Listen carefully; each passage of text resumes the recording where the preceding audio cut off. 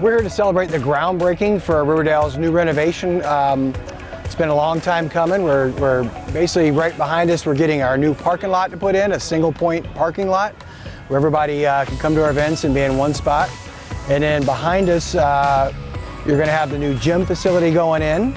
It'll be state of the art and more in line with what the other schools have already as far as equitable for size and facility. A little bit further behind you will be the new science lab as well. So we'll have 14 classrooms and 6 labs, state-of-the-art again facility, a whole STEM academy for the kids, and it's an upgrade to the current science labs that we have now.